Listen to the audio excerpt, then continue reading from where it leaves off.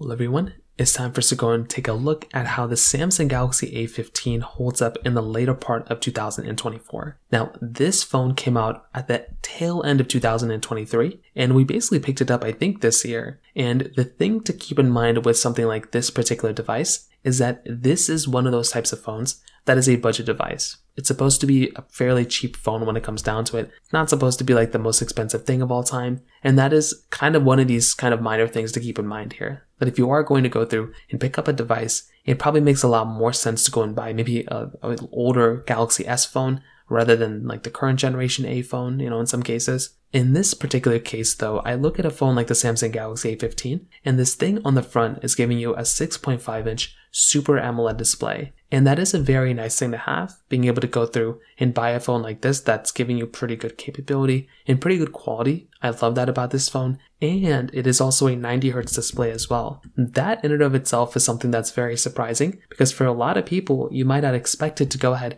and basically be able to go through and basically have something like this, particular device, like with a 90Hz display. But that is a very nice thing going on for this type of phone too. So I'm a massive fan of this type of device when it comes down to it. On top of that, you're basically getting a USB Type-C port on the bottom, standard camera on the back. It's kind of a triple camera setup, not really.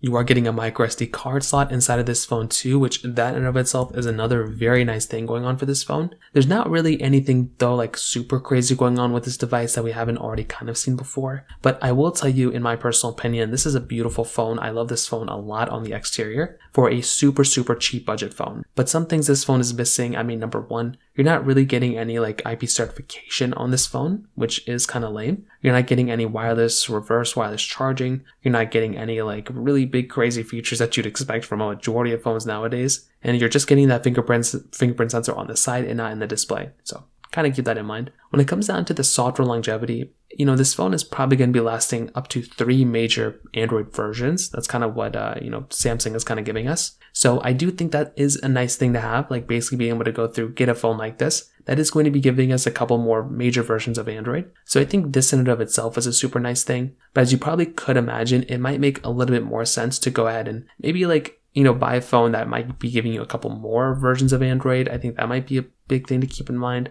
because you can also buy like a 2-year-old phone at this point, like a 2-year-old Samsung, that's probably going to last just as long as this device. So once again, kind of keep that in mind when you're going through and getting these types of phones too. Now, on top of that, another very big thing to keep in mind here too is that with the Samsung Galaxy A15, once again, these are one of those types of devices that I look at, and I still think it holds up very well when it comes down to, it doesn't hold up that well, but it holds up okay in the performance side. For how cheap this phone is, this thing still kind of gets the job done in a majority of ways. And I think that in and of itself is a nice thing. But as you probably would have guessed it, with these types of phones, these things are just going to be in these situations where it's just not really going to be holding up that well when compared to like current generation S series, but even like a few generations ago, like Galaxy S series of phones, it's just not going to be holding up that well. Like that's kind of the issue that we're running into. So I say that buying something like a Galaxy S, a Galaxy A15, it's a good phone. I like it. I just don't necessarily think this would be the first phone I'd recommend people to buy. It does make a lot more sense for you to go ahead and buy something